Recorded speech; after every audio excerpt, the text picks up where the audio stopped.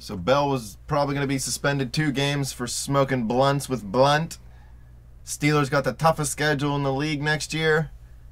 Our boy the bus finally made it. Hall of Fame. He's rolling into the garage right now, I think. Welcome to the Steel City. Is everybody ready to go? It's proclaim the greatest radio show. Welcome, fans. Thank you for tuning in to The Spread. I'm your host, Jim Sella. I'm in studio today with Jay Dash and Big Easy.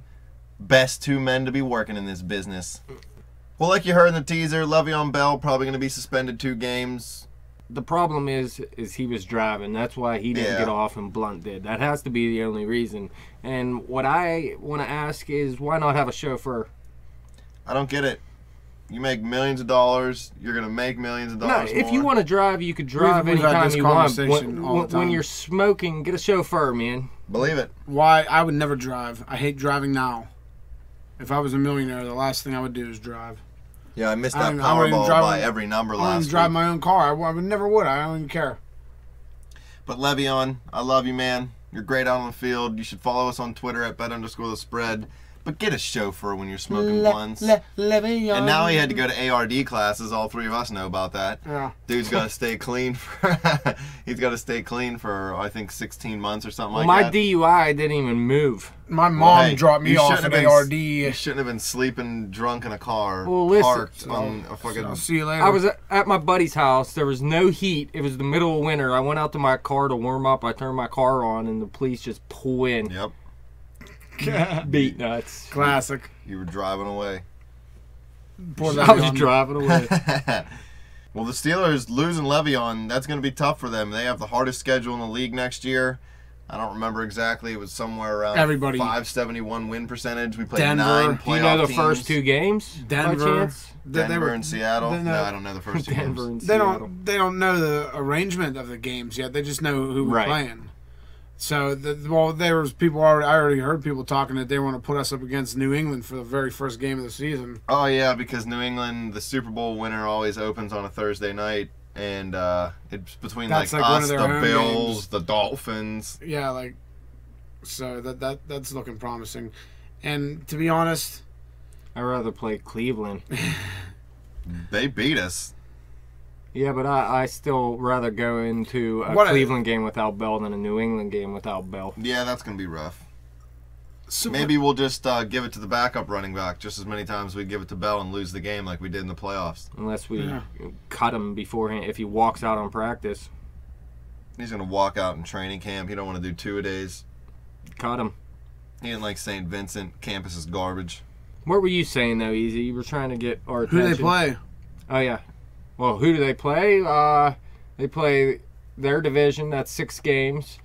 And then they play... Denver, New England. They play Denver, San Diego, Kansas City, and who else is in their division?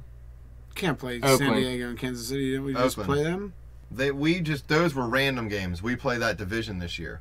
We play the AFC West. We didn't play San Diego and Kansas City. We played Kansas City. That was the one game in that division we did play. But, yeah, so we play that division. We play our division twice. 10. And then we play New England. And who came in first in the other division? The Tennessee division. Tennessee, Jacksonville. The Colts. So we play the Colts. Yeah. And then we play one NFC division. Is it Seattle's division? So we play Seattle, San Francisco, Arizona, and St. Louis. Yep.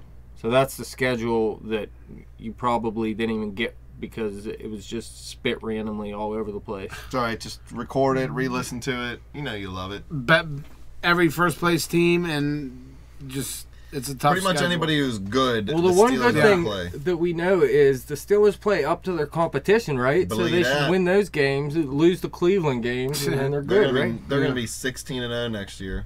Win the Super Bowl. As long as they don't play Tampa or Jacksonville. Or Oakland. I like it. 16-0. Well, what about a guy who's 16-0 in our hearts? Jerome Bettis finally made it. Hall of Famer. He is a Hall of Famer. He deserved to be there for a while. Dude was awesome for the Steelers. Our whole entire offense, it basically was just Jerome Bettis. They shouldn't even have a playbook. They should have just told whoever the hell the quarterback was, Cordell Stewart, Tommy Maddox, Kent Graham, Bubby Brister, freaking Mark Malone, bring them all back. Who cares? Throw them back there, hand the ball to the bus, boom. I doubt Mark Malone played with Jerome Bettis. I think they play celebrity touch football together now. Possibly. Rock and Jock. Yeah. Malone has what? Or does he still have the longest catch in Steeler history? It's the longest catch by a quarterback in NFL history, I believe. It was the longest catch by a Steeler, I think, until this year? Didn't Antonio Brown and Bryant had a long one, 94 yards. Correct. But yes, Jerome Bettis deserved to be there for a long time, but it was tough because before this year, there was a lot of good running backs up for the Hall of Fame, including Curtis Martin, and Emmitt Smith was in one of those years, too. Yeah, when you're the number 6 rusher all time, you carry an offense the way Bettis did. He was a good person, a good ambassador for football. I mean, you did hear kind of something small like rape charges or whatever, but they figured out it's pretty much just a cash grab. I love the guy. I'd love to meet him in real life. You can follow us on Twitter at bet_the_spread_bus. We follow you on Twitter. I don't know why you don't follow us back. Like us on Facebook, Maine. Hall of Famer in my heart. We got the Hall of Fame game this year, too. Did you see that? Oh, yeah, that's terrible. The extra playoff or preseason game. You know what? For the Steelers, who have a lot of open spots on that defense, this could turn out to be good for us. I hate watching preseason. Well, I'm lucky if I catch 4 plays. I didn't watch the Pro Bowl at all. Yeah, I mean, it's the same thing. It's just another preseason game with better players who don't want to be there. Please believe. But the Hall of Fame game is supposed to be some kind of big honor because you get to go out and play in front of like 40 people because nobody really gives a crap about the preseason. Play? The Vikings. The Vikings. Nobody cares about the Vikings. The NFL charges too much for preseason tickets. What was that, a 2-time Super Bowl matchup? Played Dallas twice. So it was Dallas twice, St. Louis once, Minnesota once. All right. I always forget about the St. Louis one. They're garbage. They're trying to get rid of Sam Bradford. I remember a couple years ago there was talk on Pittsburgh radio talking about getting rid of Big Ben for Sam Bradford. Garbage. That would have been hilarious. Speaking of Big Ben, Kevin Colbert's on record as saying they're working on an extension for him right now. I think everybody pretty much knew it was coming. Not like anybody expects him to leave. Just like we said a few segments back, it's somewhere around 5 to 6 years, little over $100 million most likely. Ben's a top 5 quarterback in this league. He's going to get paid like a top 5 quarterback. The bonus for the Steelers is they're going to be able to manipulate the contract in a way where it's going to clear some cap space this year and the next year. It'll probably be backloaded for the last couple years.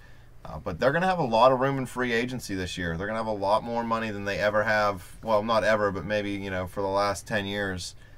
Pittsburgh's set up to be able to make a splash. They're talking about going after a top-flight cornerback in free agency. I got a list here, just probably 9 of the top free agents. This is not listed in order. It's just a list of 9 of them, pretty much in any order you Give really them to want. Me. We probably mentioned them back in the Steelers free agency segment, but definitely. Let's do it again.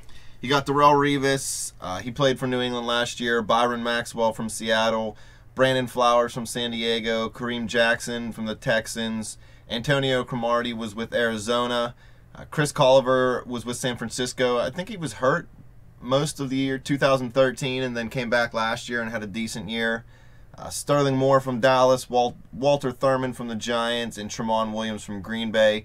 Green Bay is expected to either tag Williams or sign him to a long-term deal, so I don't really think he's going to make it to actual free agency, but he is a free agent. The big name you're hearing in town, and this could just be because everybody's a bunch of homers and they want him back and he played for Pitt, is Darrelle Revis. I've heard some Pittsburgh sports personalities that are almost as good as we are talking about it. Ron Cook and Bob Labriola and Josh Yohe, these guys are all saying that, not that it's going to happen, but there is talk, and the Steelers are open to looking at one of the top, 3 guys in free agency. They need a shutdown corner. I know LeBeau didn't value cornerbacks like other defensive players or defense coordinators, but he's gone. It's Keith Butler now. What does Keith Butler think? Does he value the position more than outside linebacker?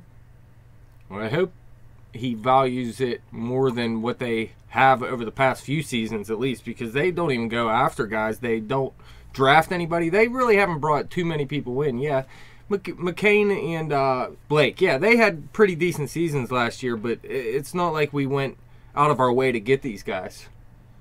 No, they were young guys. They were, I don't want to call them has-beens, but they didn't really do much in their career yet. The Steelers took a flyer on them. They both had a pretty decent season, better than most thought they would have. Exactly. I mean, that's what I'm saying, though. They don't put any high picks in the corners, which, I mean, I understand not putting a first-round pick into a corner. That's tough to do, but they really don't go after corners in any way, shape, or form, and I really am excited to see them do it this season. I hope they do. The funny thing is the Steelers are the only team to ever take a defensive back #1 overall in the NFL. What was his name? Jimmy Glick passed away recently. Rest in peace, my friend. 56. Was that the first draft ever? Good Lord, who knows? Was he the first pick ever? First pick overall that year, maybe. Yeah, that's what he was, right? Believe it. I'd like to see the Steelers either get Revis, Maxwell, Flowers, or Cromartie. Chris Colliver is a guy that they could look at because he's not going to command as much money. They may believe he can bounce back from the injury. You know, the doctors will look at him. Maybe we can get Brandon up from Delaware to give him a physical, help the Steelers out a little bit. You know, he's always willing to lend a hand to his hometown team. Well, they need it. They need that top guy. If you're not going to get Revis, I'd like to see him get Flowers. Flowers is good, too. He's big. And that Seattle corner, what's his name? Byron Maxwell. I'd take him, too. Flowers had 52 tackles last year, 10 passes defended, 3 picks. He only played 14 games. Maxwell had 39 tackles, 12 passes defended, and 2 picks. All 16 games. But Maxwell's coming from a defense that is a little different than what the Steelers' defense is. They don't rush the passer in the same way the Steelers do. You know, they try to get a little more pressure with their front line and their linebackers. But I think he'd be a great fit for Pittsburgh. He knows how to play a physical style defense. He's not afraid to come up and stop the run. From what I've read, you know, online and in a couple of articles, he's a team guy. You know, they like him a lot in the locker room in Seattle. They don't really want to see him go, but everybody understands it's a business, especially when you start winning the Super Bowl and making it again the other year. Everybody starts wanting more money, and when everybody wants more money, somebody's got to get chopped. I just don't want to see Cortez Allen starting. I'd rather see McCain or Blake starting over him. So if they bring in a guy like this, I think that could really help their defense and turn them completely around, because they do have some pieces. Even though they need some, the pieces they have look like pretty good players, especially on their front line. What I'm hearing right now, between McCain and Blake, they're kind of leaning towards Blake just because I think they're going to be able to get him for a better deal. He's a restricted free agent. They'll be able to tender him an offer and keep him. Nobody's probably going to match it. He hasn't played well enough for anybody to waste giving away a pick for the guy. They're going to sign most likely one of these 9 guys that we just mentioned here, and then they're going to go get 2 to 3 defensive backs in the draft. They really think they need to stock up on defensive backs. Palomalu is probably going to be gone. I hear all of those 4 players are going to be gone. I want to know what McCain and Blake are going to get, because I'd like to bring both of those guys back myself. It all depends on how Keith Butler views them, and whether he was their favorites of his or not. It's hard for us to judge it. We're so used to Dick LeBeau for the last 10 years or 14 years, whatever, that he was here. He was pretty easy to tell what he was going to do. He did the same thing over and over again. Well, Keith Butler, I think he played for Seattle back in the day. Pretty sure you're right. So maybe there's a little tie-in with Seattle there. Bring Maxwell over. Hey, get him and Sherman, even though I hate Sherman. Yeah, might as well bring Cam Chancellor over, too, while you're at it. That's it. That's all. A lot of people are talking about making Shazier safety like Cam Chancellor. Yeah. I don't know if it would work out the same. No, I wouldn't trust it at all. We still, if you do that, you really got to do something at linebacker then. Yeah. Well, they think that Spence or Williams can play middle linebacker. And they have some dude whose name starts with a Z that I can't really remember off the top of my head right now. Ziggy. He was on the practice squad last year. He was, I think, an undrafted pickup after undrafted in 2014. I'm pretty sure. They like him. They say he's got a lot of potential, but I don't know. Jarvis Jones needs to step it up. Shazier needs to step it up. Timmons plays normal game. The other side, Jason Worlds. I'm hearing the Steelers are going to bring him back. They're saying they may use the transition tag again. I don't think it's really going to happen. They're going to end up having to spend $20 million on the guy in 2 years if they transition him again. That's a lot of money to pay one player for 7.5 sacks I think he had last year. Yeah, it is. You think they're definitely bringing him back then? I think they're bringing him back. They're going to get him for a better price this year, I think, than they would have last year, because last year he had that great second half, and he's going to do that a whole year. Well, no, he proved that he doesn't do it for a whole year. 59 tackles, 7.5 sacks, and a pick. Pick's nice for an outside linebacker. But he needs more sacks than that. If he wants to be paid like one of the top linebackers in the game, he's got to have double-digit sacks.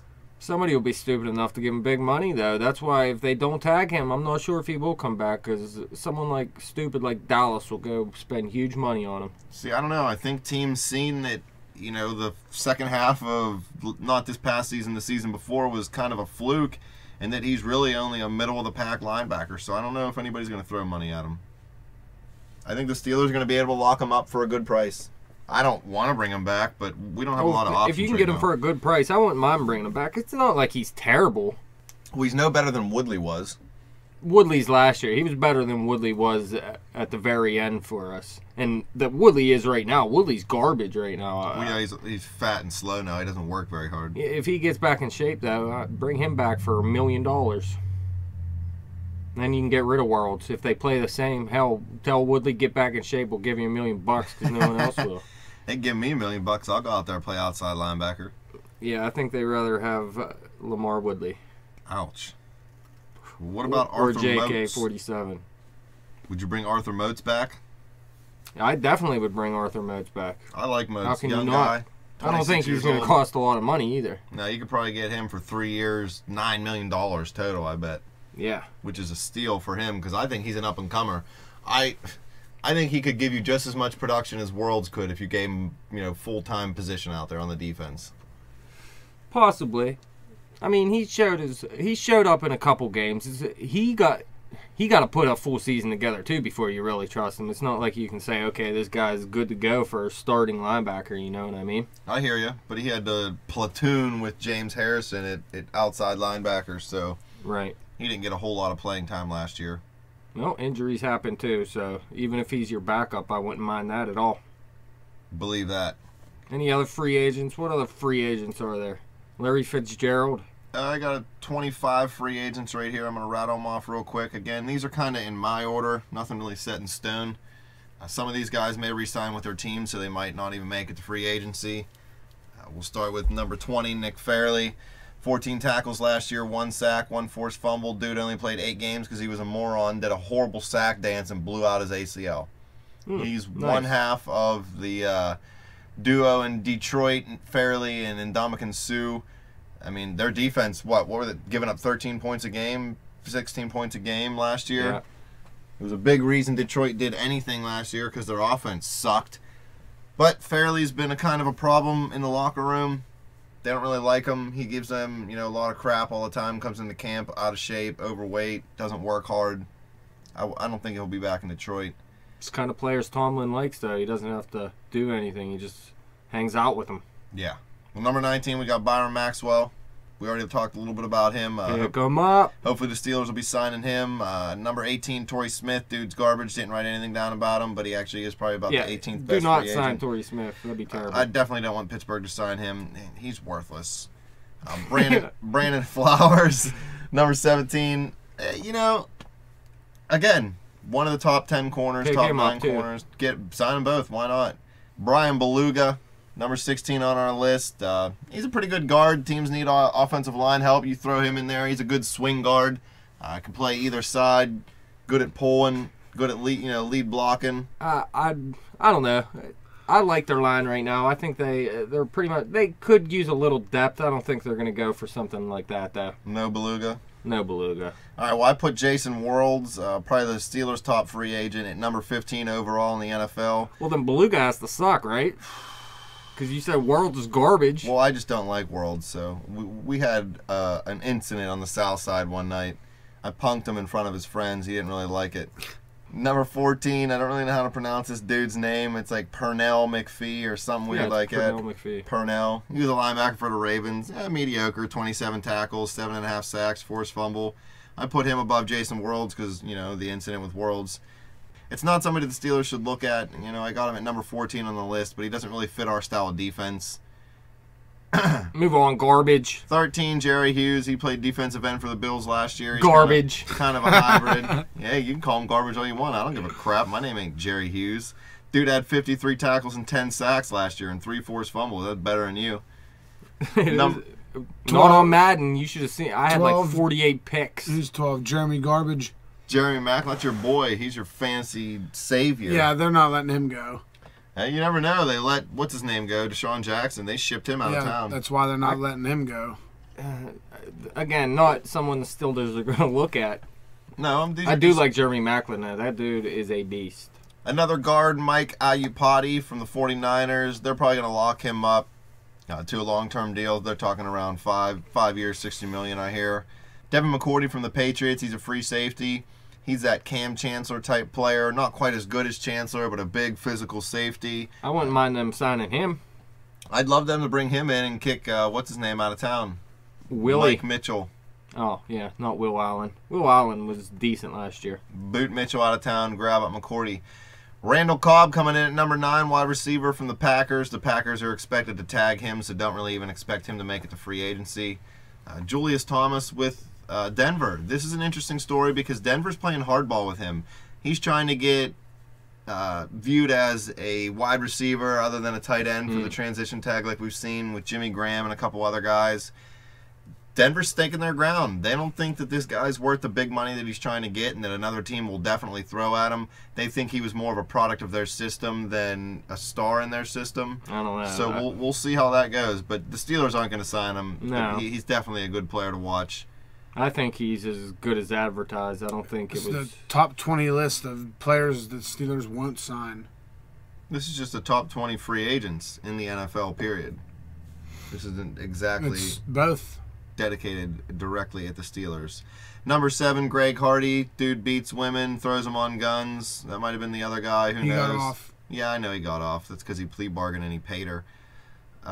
So I guess the moral of the story is get an abusive boyfriend, let him beat rich. you, and then sue him. Hardy's not going to be back in Carolina. Their owner gave a emotional speech about domestic violence. I'm pretty sure he cried while he was doing it. So Did he do a commercial where he just sits there and stares at the camera? I think he did.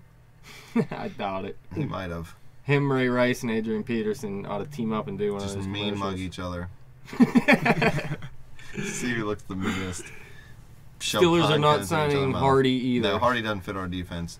A guy that we would all love to see come to town, except for me, because I think he's a fluke. DeMarco Murray coming in at number 6. No, that doesn't make sense either. They would not bring DeMarco Murray into town. I didn't say they would. I just said it would be cool to have him and Bell in the backfield at the same time. Impossible. Well, No, you didn't say that, but you said you would hate that. Well, I would hate it, but I. Well, then who I thinks hate it would be Murray. cool? Because I Other don't think it would Steeler be cool. fans. What, you don't want Murray and Bell, one of them on the field at all times? For No, the because Steelers? you're going to have to cut everyone else to pay for him. Well, I don't want them to pay him big money. I just want them to. Oh, you just come in for a meal, Cheap run amount, with the sign Steelers. 'em. Everybody loves the Steelers. The Believe Marco, it. just come on in. Number 5, Jason Pierre-Paul, 77 tackles last year, 12.5 sacks. This guy just keeps getting it done. Oh, you didn't. JPP. You didn't fix the ranks. I told you to put him above us, dude.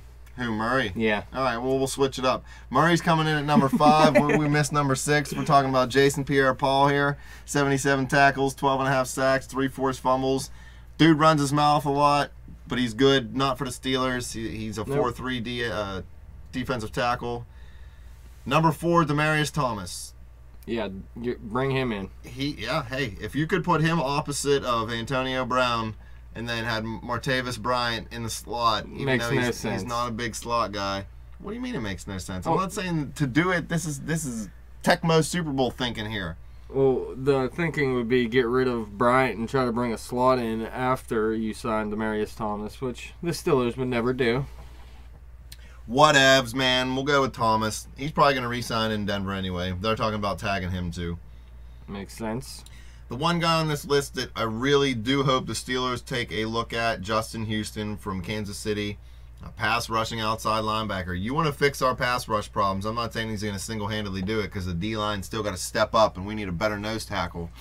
But Houston, you sign him instead of Worlds. We got all this extra cap room. Bluck you, Worlds. You're out of here. Sign Houston, sign Moats. You run with Jarvis on the other side, and you draft a guy. That would be awesome. It would be. I don't know if that's the way I'd go with it, though. I don't think it is. I'd rather go with one of the corners. The Steelers historically have paid more money to linebackers Oh, than yeah, cornerbacks. you're definitely right about that. But that's why I want to see something different. It hasn't worked for a few years now. So It worked with Kevin Green and Greg Lloyd. exactly, and they're both in their 70s. Well, number 1 and number 2, neither one of these guys would ever come to Pittsburgh. So this list was cranked from the start. I never said it was for the damn Steelers. If you guys would pay attention to what I'm talking about. Well, this is a Pittsburgh Steelers segment. This is a football segment, my friend. Oh, then I got to change the thumbnail. More work for me. Number 2, Dez Bryant. Controversial catch in that game in the playoffs. Easy, you love this dude. He's always on your fantasy team. He was number 1 overall pick in your league last year, right? I'd see him jump over a car. That's pretty sweet. He's a beast. Dash, can you jump over a car? Mm-hmm. Dead wrong. Give me a trampoline and just let the car bust straight into the trampoline and I'll be all right. Well, the number 1 player on this list is the number 1 player on the all-thuggery team, and Ndamukong Suh. You are the dirtiest player in the league. You kick people in the crotch. You step on people's ankles. You thumb people in the eye. You spit on refs. You are a true studio gangster, my friend. Probably stink like deuce. Yeah, you're just a garbage human being, but man, are you good on the football field. Don't fit the Steelers' defense at all, but man, what if he went to Seattle? That'd be horrible. It'd be absolutely terrible. What if Revis and Sue and Bryant and Murray all go to Seattle? Yeah, they might have to get rid of their entire offense. Well, they're going to have to give Russell Wilson a contract. Right. Because he's supposedly earned one, even though his dude sucks. Marshawn Lynch might retire, right? There's some cap room right there. Yeah. Believe that. Lynch is done. He says, my knees hurt. Sign Justin Forsett and Ndamukong Suh, you're set.